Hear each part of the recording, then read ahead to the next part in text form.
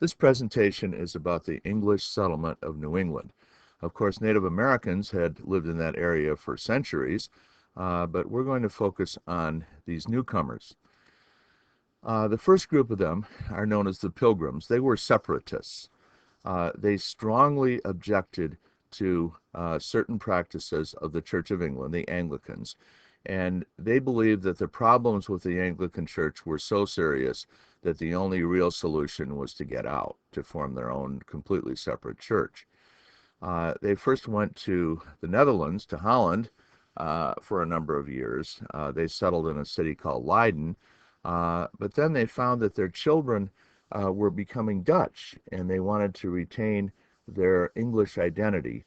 So their idea was to cross the Atlantic and set up an ideal civilization of their own. They sometimes referred to it as a Bible Commonwealth, as a city on a hill in which they could offer an example to the rest of the world about the best way to set up a society. Another group came 10 years later, and they were called Puritans. They shared most of the same objections that the Pilgrims had to the Church of England, but they thought that it was possible to reform it from within, and they didn't see that it was necessary to leave it.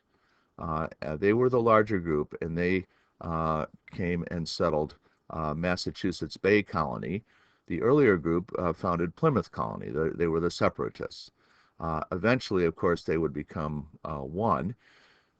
And over time, the differences between the separatists and the non-separatists sort of faded away because they were both separated by an ocean, and they both shared the same basic theology, the beliefs of John Calvin, which we'll deal with in another presentation.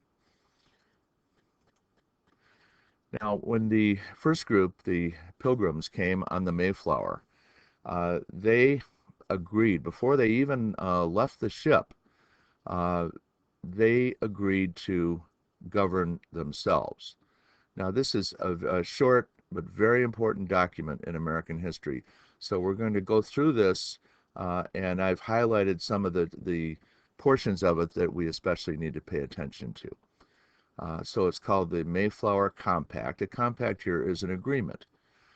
In the name of God, amen. We whose names are underwritten, the loyal subjects of our dread sovereign Lord, King James. Dread here means in awe, in some that they're in awe of him, not necessarily that they're terrified of him. We do know, though, that they really didn't like him very much. So that, and they, although they don't like him, they can't afford to commit treason. So they're very careful to say the right things about the king, even though they really hate his guts. So they call themselves the loyal subjects of our dread sovereign Lord King James, by the grace of God, of Great Britain, France, and Ireland, King, defender of the faith, etc.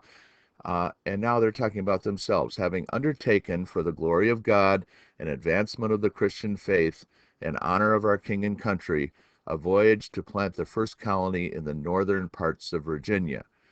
Now, there is some debate about whether they intended to go this far north, whether they were blown off course. I think the majority opinion says that they knew that they were farther north of where they should have been, but they did that anyway. And then they say, we do by these presents, in other words, by this document, solemnly and mutually in the presence of God and one of another, covenant and combine ourselves together into a civil body politic.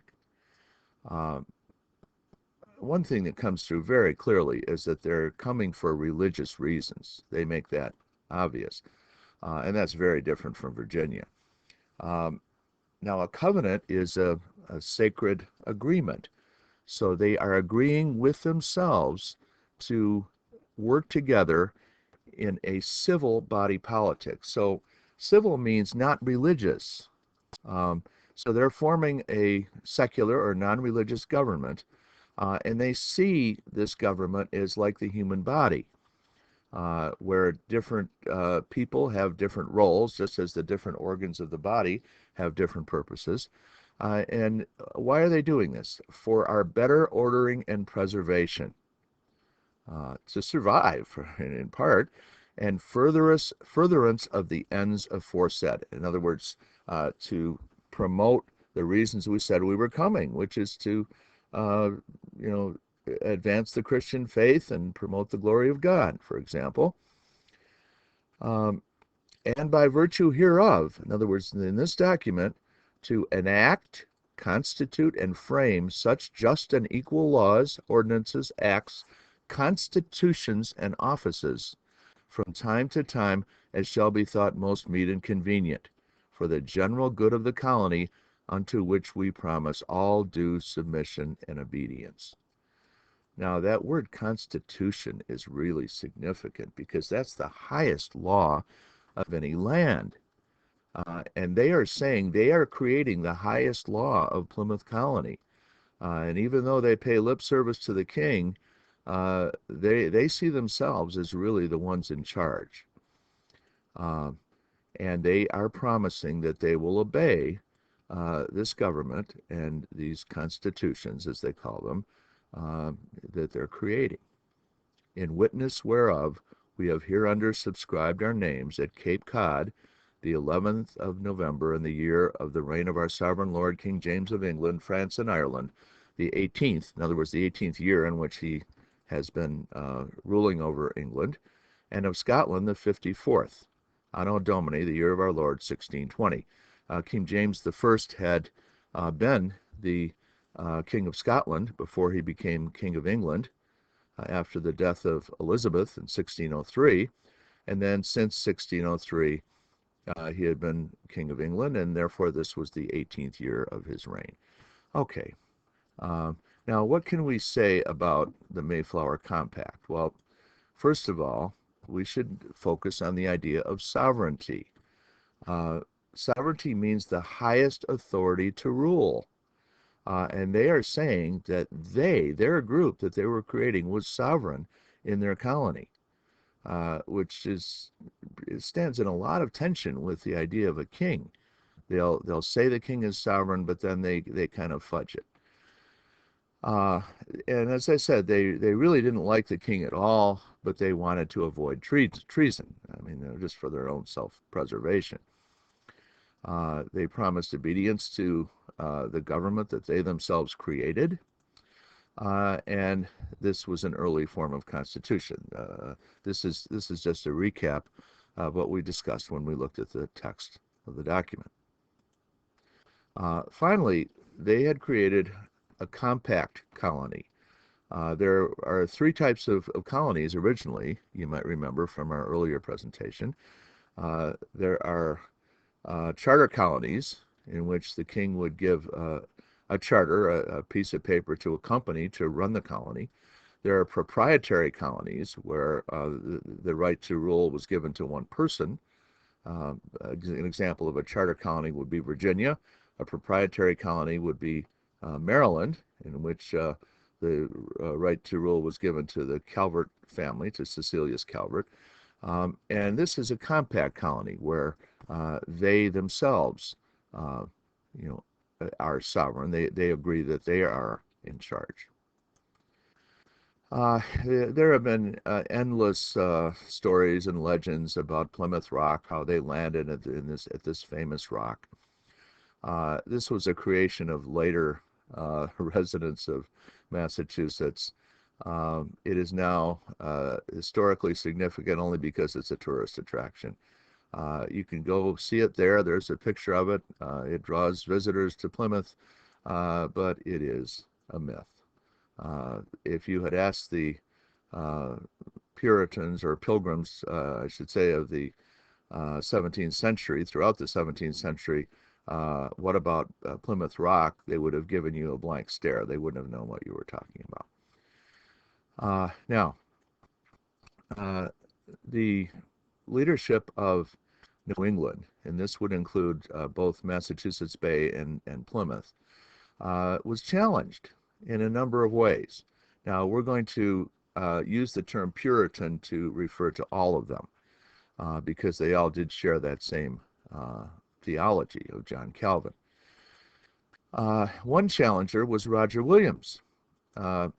He was in favor of more tolerance. The idea that the Puritans came to create a society in which everybody was free to worship as they wished is simply not true. They wanted religious freedom for themselves.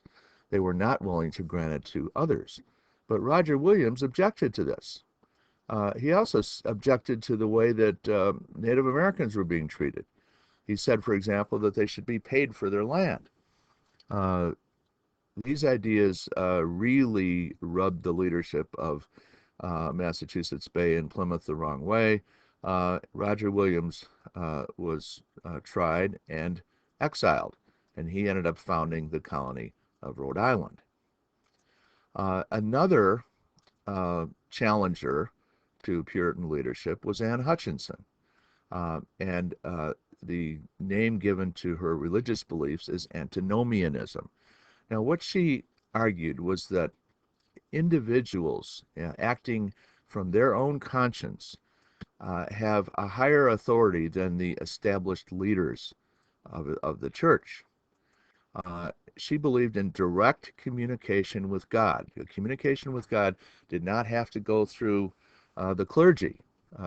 Each individual could communicate directly with God. She too, like Roger Williams, was tried for her beliefs, put on trial. This was a crime, and it was made more serious because she was a woman.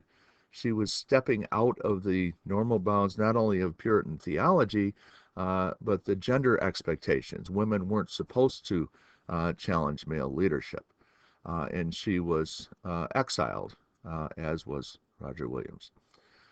There was a third heresy, I should mention, and that was called Arminianism, the idea that everybody can be saved, not just the elect. Now, what you mean by the elect, we're going to wait until our next presentation to see. That has to do with the theology of John Calvin. But the point here is simply that there were people who objected to Puritan ideas, and they were treated quite harshly. Now, at this point, let's sum up the differences between New England and Virginia. We've already looked at Virginia, and the differences are very dramatic. In New England, the motives for coming were first and foremost religious. They wanted to be able to practice their own faith the way they wanted to. In Virginia, the motives were economic. They wanted to get rich. In New England, there was a much milder disease environment. The sanitation was better. They were better at growing their own food. And it was a much healthier place to live. It was much more focused on farming, which helps to explain why it was healthier, and not so much a cash crop, that would get them rich quickly. They didn't come expecting to find lots of gold like the early Virginians did, and they also didn't come up with a fabulously successful commercial crop like tobacco that they could sell for enormous profits. This was more about the long haul and creating a sustainable society. They weren't as wealthy as Virginia, but they had more economic development. Now, here, I'd like to introduce a couple of economic terms, the difference between economic growth and economic development. Growth means you get richer, and Virginia certainly had that. They were selling enormous amounts of tobacco, and their economy was growing because of all the money coming in from that tobacco. Economic development means setting up the conditions under which the economy can flourish in the future. So, for example, in New England, they started a system of higher education. They began Harvard College just in 1636, only 6 years after the founding of Massachusetts Bay. They were interested in agriculture, in roads, in stable government, and all the things that were necessary to allow an economy in the future to do well. unlike these early Virginians, they never expected to return to England um, because England's reaction to them was hostile because of their religious beliefs. So they knew that once they crossed the Atlantic, for the most part, that was it. From the very beginning in New England, you had families. You had a normal mix of men and women, unlike early Virginia, where the first settlers were all men. So obviously, this tells us a lot about their intentions. They wanted to create a stable, permanent society. Um, they had more education. They also kept much better records, for which historians are grateful. And as a result, we know more about New England than we do about Virginia. They had much less indentured servitude and less slavery. They were very interested in the religious beliefs and the religious devotion of the people who came there. So they were more concerned about who came to New England. Now, for a time, and I underlined for a time, they had better relations with Native Americans. Sadly, that would deteriorate over time, and that's a subject for another presentation. They also are sometimes credited with what's called the invention of grandparents. Um, because they lived so much longer, uh, the children came to know their grandparents because their grandparents were still around when these children were growing up. Um, and so, kind of half tongue in cheek, but only half, New England is sometimes credited with the invention of grandparents. Now, through their religious beliefs of Puritanism, they had a much greater impact on American culture than did Virginia. This is a very important topic, and that will be the subject of our next presentation.